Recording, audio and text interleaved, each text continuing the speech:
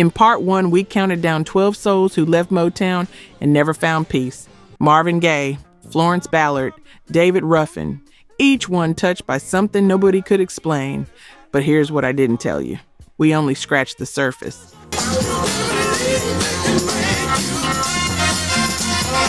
The man who played bass on almost every Motown hit you've ever hummed, dead at 47, broke, his bass guitar stolen days before he took his last breath.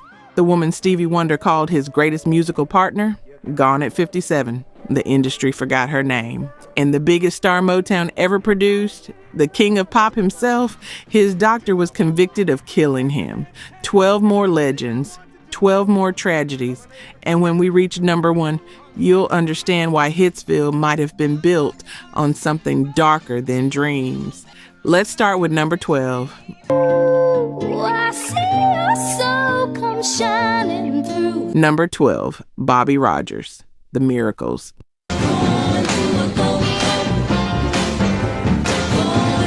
February 19th, 1940. A baby boy named Bobby Rogers takes his first breath in a Detroit hospital. And here's where this story gets strange.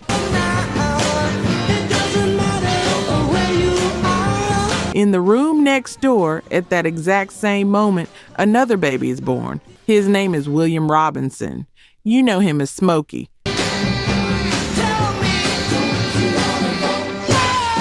Same hospital, same day, same hour. They wouldn't meet for 15 years. But when they did, they built the Miracles together.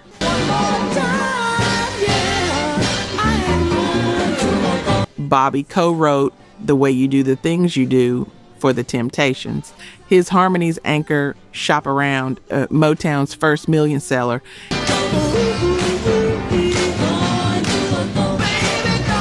And if you've ever swayed to Going to a Go-Go at a cookout, Bobby's fingerprints are all over that groove. But here's what stings.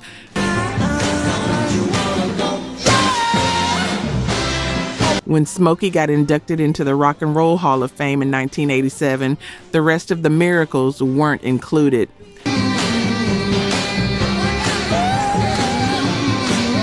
Bobby had to wait 25 more years for that recognition.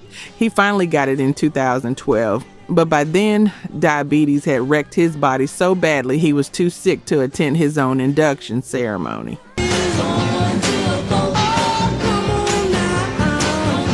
March 3rd, 2013, Bobby Rogers died at 73.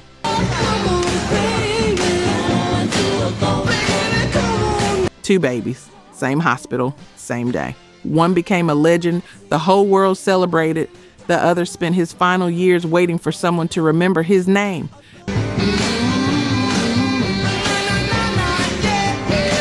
Number 11, Richard Street, The Temptations. It was the 3rd of September. That day 9 days after Bobby Rogers died, the curse struck again. Richard Street was a temptation for 22 years. But before he ever stepped on stage, he was a ghost. Stay with me on this.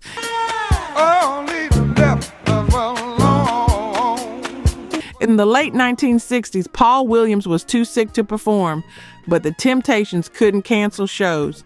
So Richard would travel with the group and sing Paul's parts from backstage while Paul danced and lip-synced out front. The audience never knew. Talking about saving souls and all the time leeching. Richard was the voice, Paul was the face, night after night, city after city.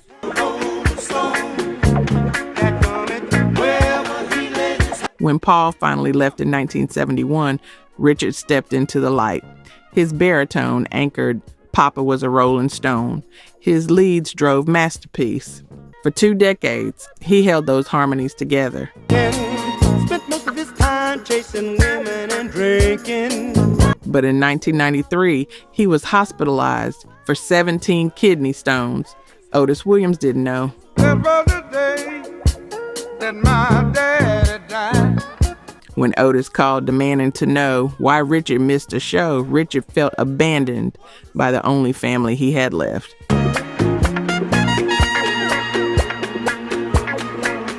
He walked away from the Temptations. February 27, 2013, Richard checked into a Las Vegas hospital, trouble breathing, a blood clot in his lung.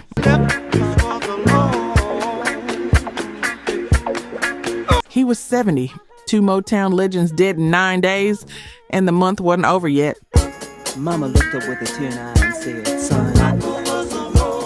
Real talk.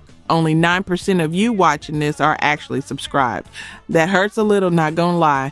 We spend hours digging through archives, fact-checking every detail, bringing these stories back to life because this music deserves to be remembered. And you're here because you care about that too. So if these videos mean something to you, if you've ever said, damn, I didn't know that, or felt something while watching, just hit subscribe. It's free, takes 2 seconds, and it tells YouTube to show this to more people who love this music like we do. Let's build this together. All right, back to the story. Number 10, Damon Harris, The Temptations.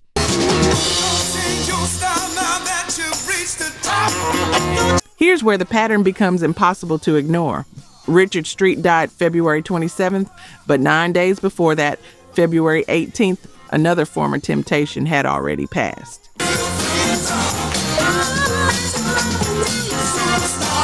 Damon Harris, the kid who was so obsessed with the Temptations that he formed a tribute group in high school called the Young Temps. And I know, you're thinking, that's bold. It was. Motown actually sued him over the name. But Berry Gordy noticed the boy's talent.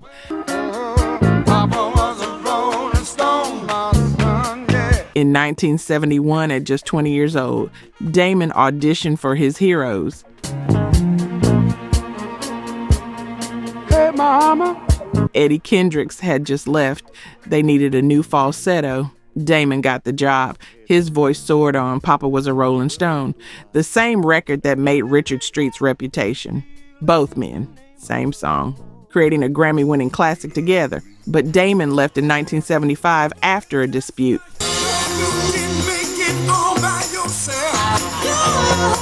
His solo career never caught fire. At 47, he was diagnosed with prostate cancer. Instead of disappearing, he founded the Damon Harris Cancer Foundation.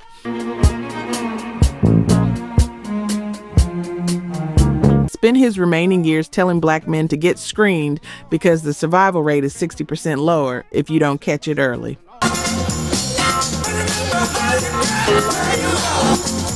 14 years he fought. 14 years. February 18th, 2013. The cancer won. He was 62.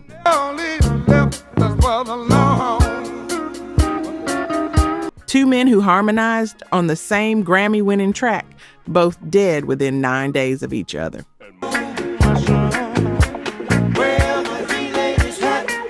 Number 9, Dennis Edwards, The Temptations.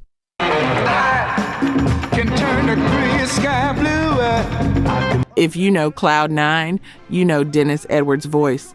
He replaced David Ruffin in 1968, one of the most impossible jobs in music history.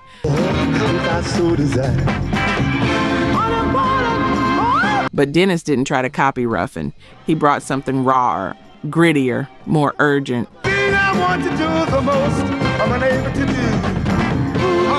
Ball of confusion. Papa Was a Rolling Stone. I Can't Get Next to You. Dennis drove those songs with a passion that pushed the Temptations into their psychedelic soul era.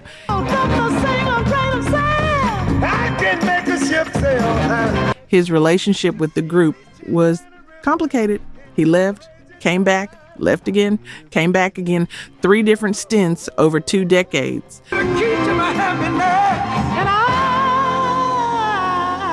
In 1989, Dennis started touring with David Ruffin and Eddie Kendricks as the former leads of the Temptations.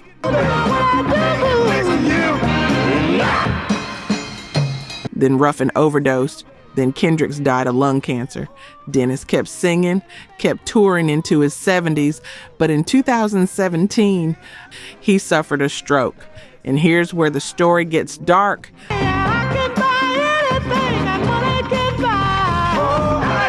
February 1st, 2018, Dennis Edwards died in a Chicago hospital, meningitis complications.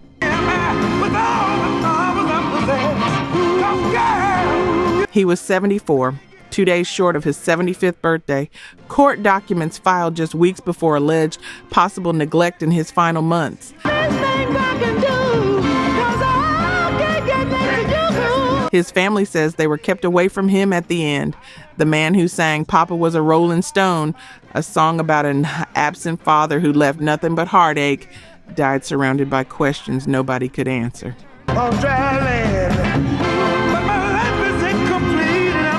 Number 8, Marv Johnson, Motown's first star.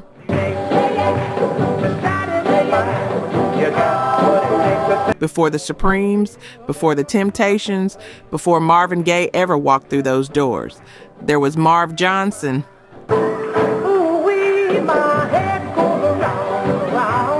In 1959, Berry Gordy released the very first single on Tamla Records.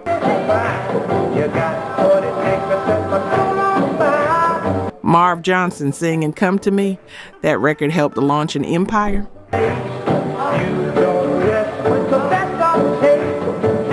Marv gave Motown its first top 10 pop hit with You Got What It Takes.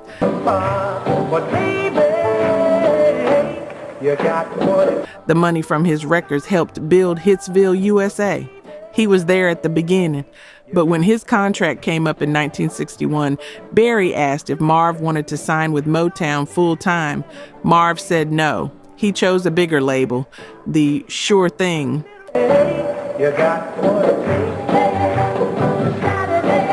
And that decision haunted him for the rest of his life. Within months, Motown exploded. The Miracles, the Marvelettes, the Supremes, one smash after another.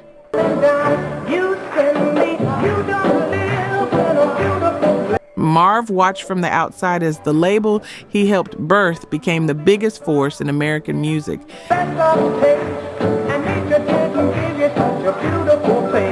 He came back in 1965, but his moment had passed. May 14th, 1993. Marv was performing at a tribute concert in South Carolina. He finished his set, walked backstage, and collapsed. 2 days later, he was gone. Stroke. He was 54.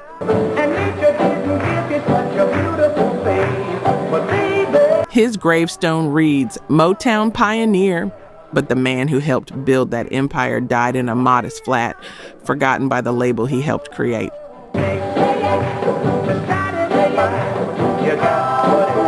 Number 7, Melvin Franklin, The Temptations.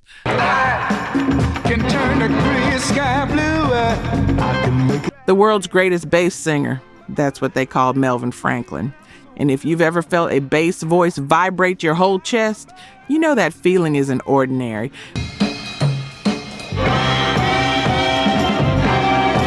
When Melvin sang Old Man River in concert, audiences rose to their feet from the first note. I want to do the most I'm unable to do. He co-founded The Temptations with Otis Williams. They were the only two original members who never left.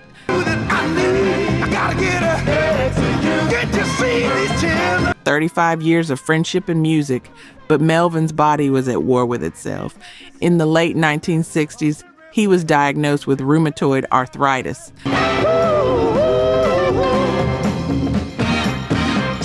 The pain was unbearable. To keep performing, he took cortisone injections, way more than doctors recommended.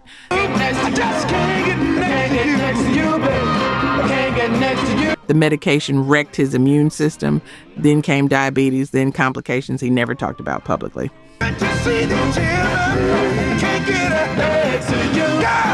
By the early 90s, Melvin needed a wheelchair and oxygen tank backstage.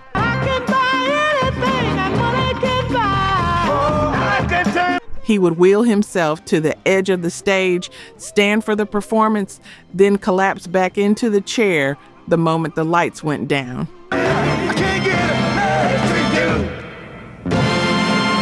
You know what that is? That's a man who loved his audience more than his own body.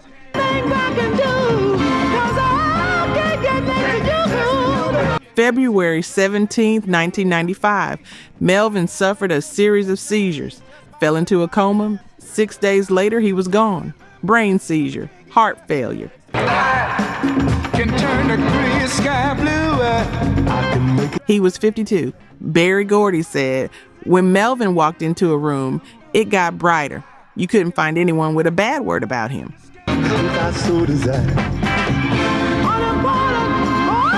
Number 6, Syreeta Wright.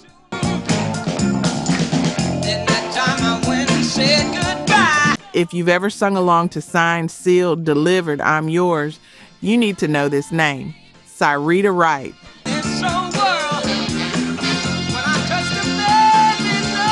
She co-wrote it with Stevie Wonder, her husband at the time. Syreeta started at Motown as a secretary, just typing letters and answering phones. But Berry Gordy heard her voice and signed her as an artist.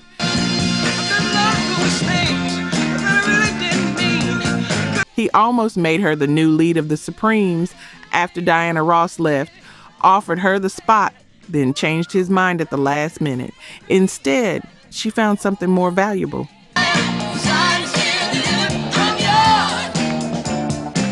A creative partnership with Stevie that shaped his classic period. She co-wrote If You Really Love Me.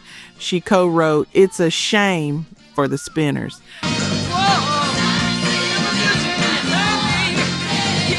She inspired some of his most romantic compositions. Their marriage lasted only 18 months, but their friendship, that lasted a lifetime.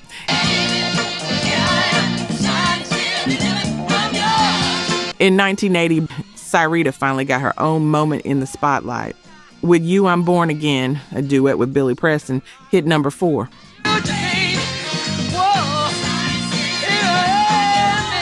For a brief window, she was a star in her own right. Then she faded. By the mid-90s, she'd retired from music completely. Raising 4 children in Los Angeles, nobody called. The cancer came in 2004, breast cancer that spread to her bones.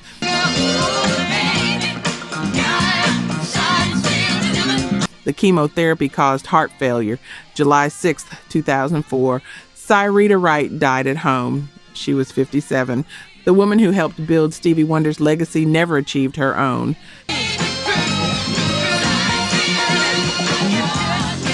Number 5, Minnie Riperton.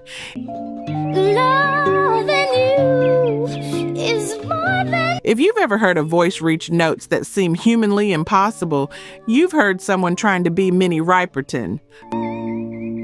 No one else can make me feel 5 octaves, the whistle register, a tone so pure it could shatter hearts. Minnie wasn't technically signed to Motown, but she was family. more in love with you.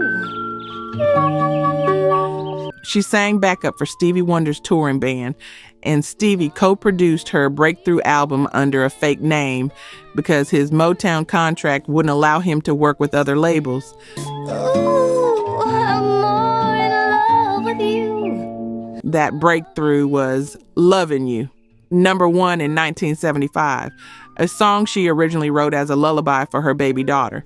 That daughter's name, Maya Rudolph.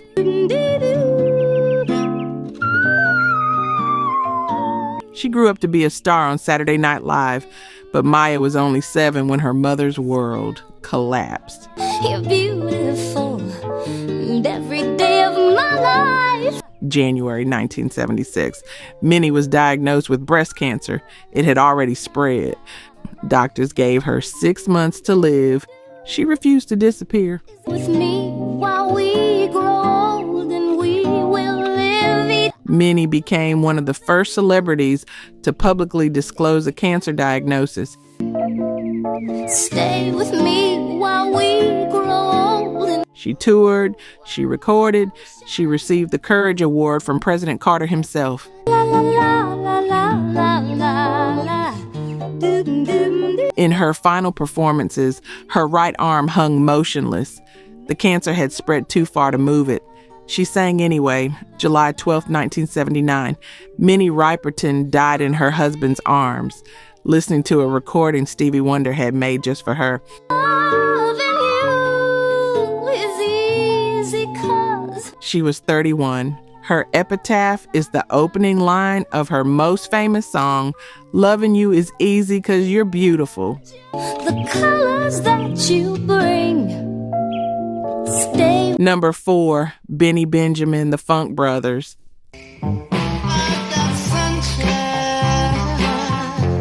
Quick question, who played drums on My Girl? What about Dancing in the Street? You Keep Me Hanging On.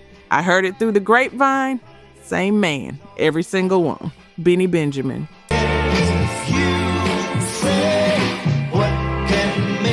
They called him Papacita. He was the heartbeat of the Motown sound. Berry Gordy literally refused to record sessions unless Benny was behind the kit.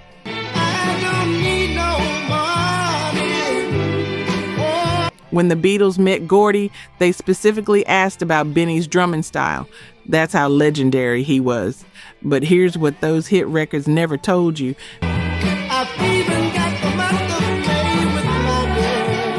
Benny was a heroin addict and an alcoholic. His excuses for being late to sessions were legendary. Once he claimed he'd been shot on the way to the studio. The other musicians knew the truth. They covered for him anyway.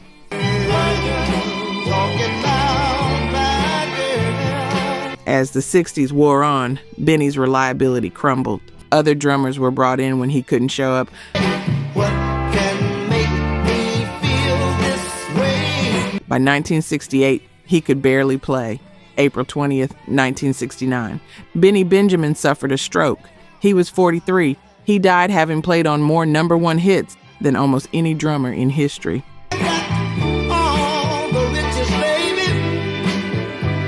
But his name never appeared on a single Motown album cover.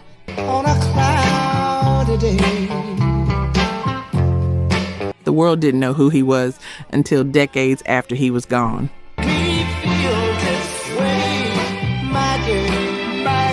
Rolling Stone eventually ranked him the 11th greatest drummer of all time. 47 years too late.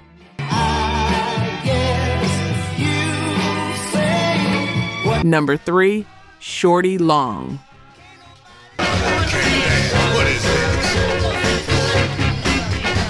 Frederick Earl Long stood barely 5 feet tall. They called him Shorty, but his talent was anything but small. Piano, organ, drums, trumpet, harmonica. He played them all. He wrote songs. And here's the part that matters.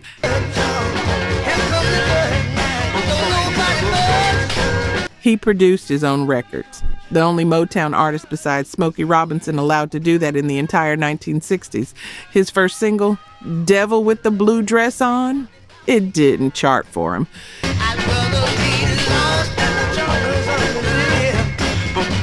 But when Mitch Ryder covered it 2 years later, it became a rock and roll standard you've definitely heard.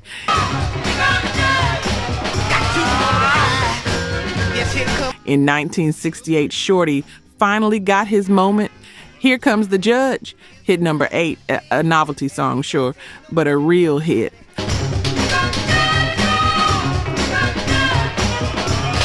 Marvin Gaye called him this beautiful cat who had 2 hits, then got ignored by Motown. Marvin said he fought for Shorty, begged producers to give the little man a fair chance. 30 days of boogaloo, 30 days to learn how to sing a June 29th, 1969. Shorty was out on the Detroit River with a friend. Something went wrong. The boat crashed, both men drowned.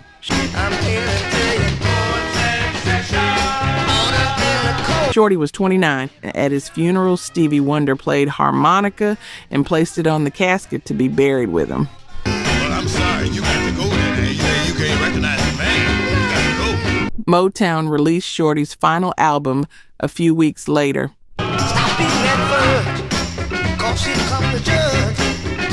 They called it The Prime of Shorty Long.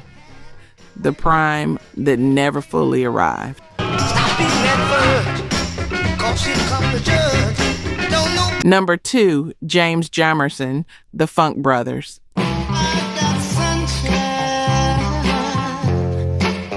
There's a reason I saved this story for near the end, and some of y'all already know why.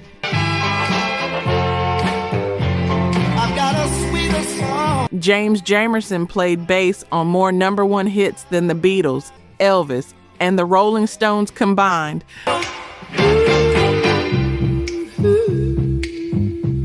I need you to hear that again. More number ones than the Beatles, Elvis, and the Stones combined.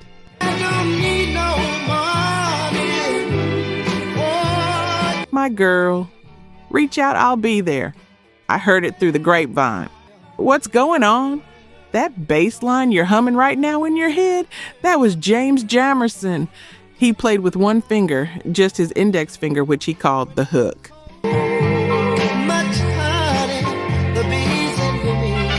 Bassists around the world still can't figure out how he did it, but Motown never put his name on an album cover. For decades, the man who invented the bass sound of modern soul music was completely unknown to the public.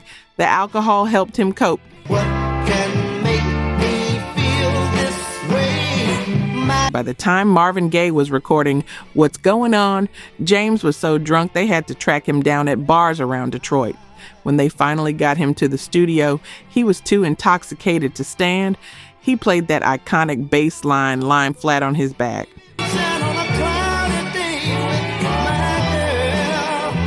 When Motown moved to LA in 1973, James went too. But the new scene didn't want an old school studio player.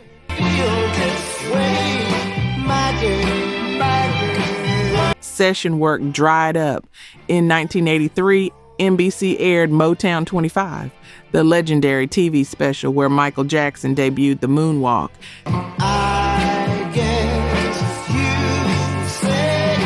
James Jamerson wasn't invited.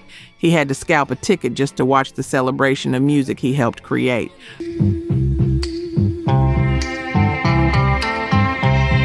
Four months later, August 2nd, 1983, James died of cirrhosis and heart failure. He was 47, broke, bitter, forgotten.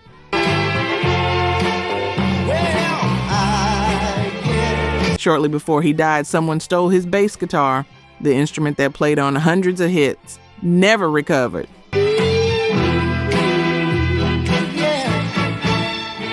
Rolling Stone eventually named him the greatest bass player of all time. He never lived to see it.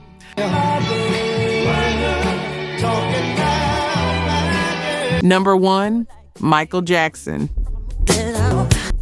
You knew this was coming. The biggest name to ever emerge from Motown, the king of pop, the man who sold 50 million copies of a single album. By the time he was 13, I Want You Back and ABC had made him the most famous child star in America. But the Jackson family left Motown in 1975. They wanted control. What came after, Off the Wall, Thriller, Bad, made Michael the most successful recording artist in human history.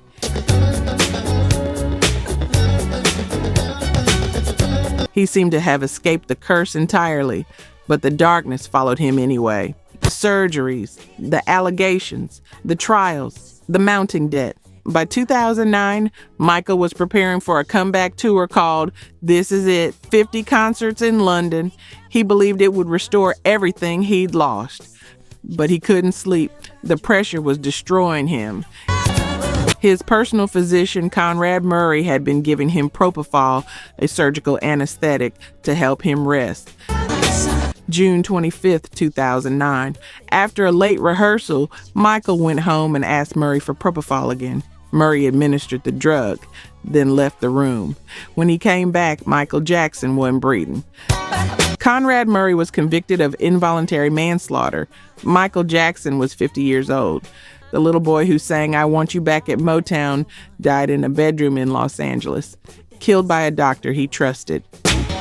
Fans gathered outside Hitsville, USA in Detroit to mourn, the same building where it all began 40 years earlier. The curse had claimed its biggest name, 24 names across 2 videos. Singers, musicians, songwriters, stars. Some died from disease, some from addiction, some from violence. Some simply faded until the world forgot they ever existed. Is there really a Motown curse? Or is this what happens when black artists chase dreams in an industry designed to consume them? Maybe it's not supernatural. Maybe it's what happens when genius meets greed. When success comes too fast and disappears even faster. The music of Motown changed the world, The people who made it paid a price the world never saw. Which story hit you the hardest? Drop it in the comments. I already know y'all are split on this one. And if you haven't seen part 1, go watch it now, because these 24 names deserve to be remembered together.